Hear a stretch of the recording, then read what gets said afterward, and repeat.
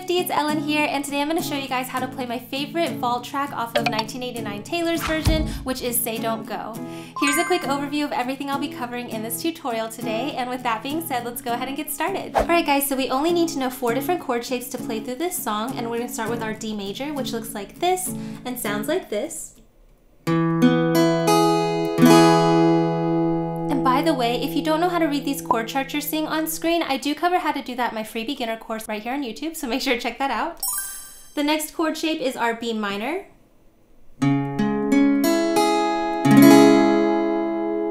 We also have our G major.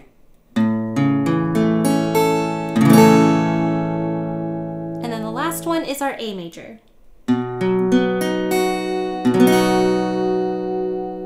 Those are the only 4 chords you need to know to play the song. So go ahead and pause the video and take as much time as you need to really memorize these chord shapes, as well as practice transitioning back and forth between them, because it'll make learning the rest of the song so much easier. And if this is a skill you're currently struggling with, I would suggest checking out my Practice With Me series right here on YouTube, where we go through this skill in real time together. But once you have those chords memorized and you can get those transitions down, then we can talk a little bit about the strumming that I would suggest for this song. Alright, so as always, if you are new to guitar or you struggle with singing and playing at the same time, the first thing I would do is bring up the song and play through it with a single down strum as you sing through the song, and just take this time to really get a mental note of what word you're singing whenever those chords are changing. So here's a quick example of what that would look like for the first verse. I've known it from the very start, we're shot in the darkest dark, oh no, I'm unarmed.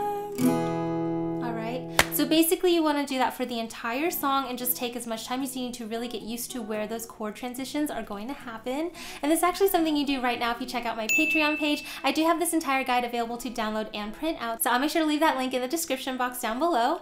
But after you've done that practice pattern, we can talk a little bit more about a full strumming pattern. Alright guys, so for this first strumming pattern, as you can see, my suggestion is to do 8 down strums. So let's go ahead and zoom in and talk a little bit more about this rhythm. Alright guys, so we are going to be in an 8th note strumming rhythm today. So basically it's going to count like this. We have 1 and 2 and 3 and 4 and 1 and 2 and 3 and 4 and down, down, down, down, down, down, down, down. All down strums, super simple. But before we move on, let me go ahead and highlight some of these down strums. And basically what this means is you want to accent these beats only. So whenever you accent, instead of strumming just, regular, you kind of want to put a little bit of extra oomph behind it. And then in comparison to the regular strums, you'll notice how it creates a little bit of a rhythm. So now we have 1 and 2 and 3 and 4 and 1 and 2 and 3 and 4 and, all right? This is totally optional to add these accents in, but I think if you do it, it does kind of drive the song forward and it sounds really good. So go ahead and try that out if you want to. So let's go ahead and take a look at how we would apply this through the song. Basically, you want to play this pattern through 2 times for every chord throughout all of the verses, but you only want to play the pattern 1 time for the G and the D chords in the pre-choruses and the choruses. So basically, let me just go ahead and break this down section by section because I think that'll make more sense. So let's take a look at the first verse. You can see here we're going from D to B minor to G. So what you want to do is hold this pattern out 2 times for each of these chords. So for D we have 1 and 2 and 3 and 4 and 1 and 2 and 3 and 4 and. To B minor, 1 and 2 and 3 and 4 and 1 and 2 and 3 and 4 and. Then we have G, 1 and 2 and 3 and 4 and 1 and 2 and 3 and 4 and. Back to D.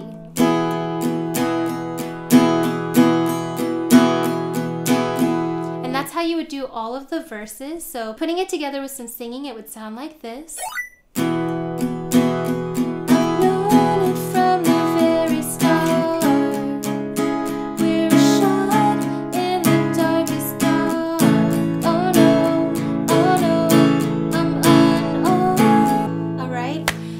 From here we would go into the pre-chorus, and now this is what I was talking about, where the G and the D, you only want to play the pattern once. Then for the A, you want to hold it out for 2 measures, therefore you're going to play the pattern twice. Standing on a tightrope. Hold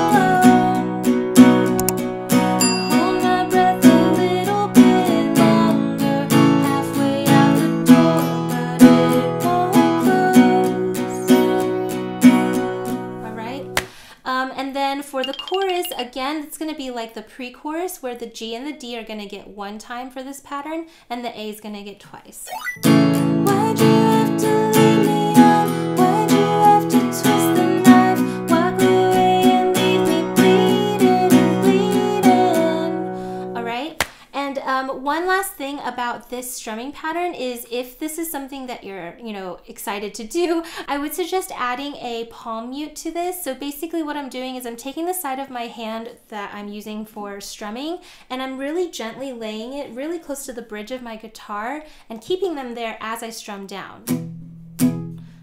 So it kind of gives more of a dampened, muted sound to these chords.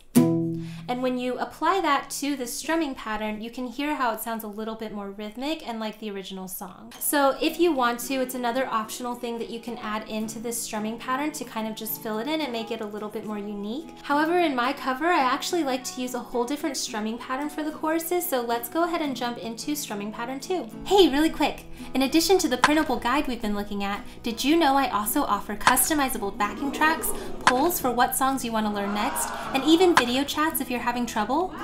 You can unlock all these perks and more if you become a patron, which helps me grow my channel and make more videos just like this one. Or if Patreon's not your thing, you can still help me out a lot by giving me a thumbs up and leaving a comment below to help me reach more people in YouTube's recommendations. It only takes a second but makes a huge difference. So thanks so much and let's get back into it. Alright guys, so for the second strumming pattern, as you can see, is just down, down, up, a Taylor Swift classic. So let's go ahead and zoom in and talk a little bit about this rhythm. Alright guys, so for this one, we are going to be in another 8th note strumming pattern, so it's going to sound like this. We have 1 and 2 and 3 and 4 and 1 and 2 and 3 and 4 and 1 and 2 and 3 and 4 and down, down, up, down, down, up, down. Alright? And basically what you want to do is play this pattern through one time for the G and the D chords in the choruses, and then 2 times for the A chord. So it's really similar to what we talked about in the first strumming pattern, okay? So let's go ahead and take a look at the chorus because that's where I like to use strumming pattern 2. So for our G chord, we have down, down, up, down, up. To our D chord, down, down, up, down, up. And then our A chord gets it twice. Down, down, up, down, down, up, down. All right. So without stopping, we've got G,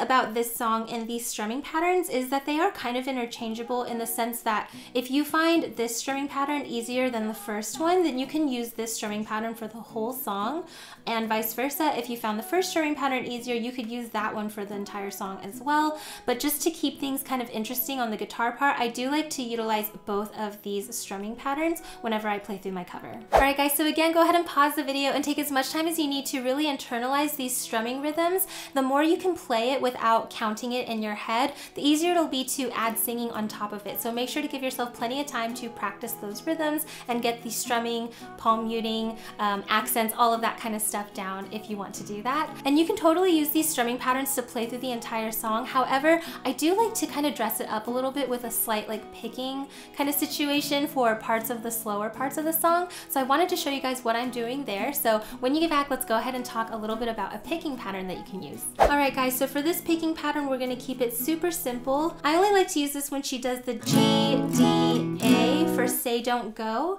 And so basically what I do sometimes in my cover is I'm taking my guitar pick and I have on my left hand my G chord shape. All I'm doing is instead of strumming it, I'm picking each string individually and I'm doing the bottom 4. So I'm going 6, 5, 4, 3. Alright, and then you go to your D chord and then you would pick the 4 strings that make up the D chord. So we have 4, 3, 2, 1. All right. And then for the A chord, same thing. We're going to start with the bass string, which is the 5th string. 5, 4, 3, 2. But on this one, I like to finish it out since we give it 2 measures and come back and go 1, 2, 3. So essentially you're kind of picking each note as you do a down strum, and then you're picking each note as you come back for an up strum. So we have 5, 4, 3, 2, 1, 2, 3. Okay, again, all of this is totally optional. I do think it sounds really pretty when you use it with the say, don't go, G, D, A chord progression. So we'd have something like say, don't go.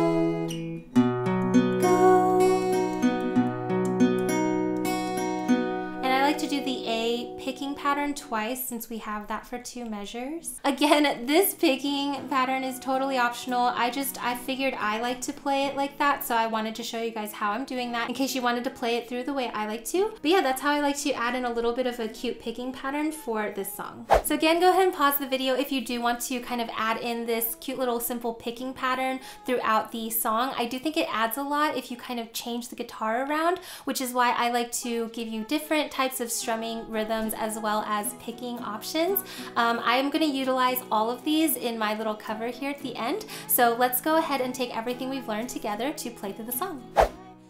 1, 2, ready, go.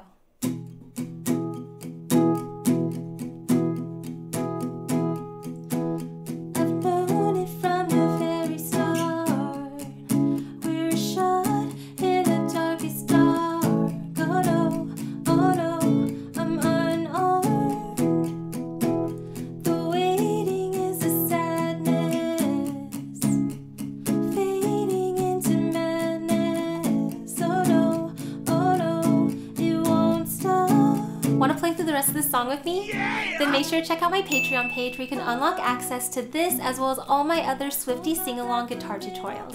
I'll make sure to leave a link in the description box down below. If you enjoyed learning this song with me, then you should definitely check out this video. Not only does it have a super similar vibe, but it's just as fun and easy to play, so I'll see you over there.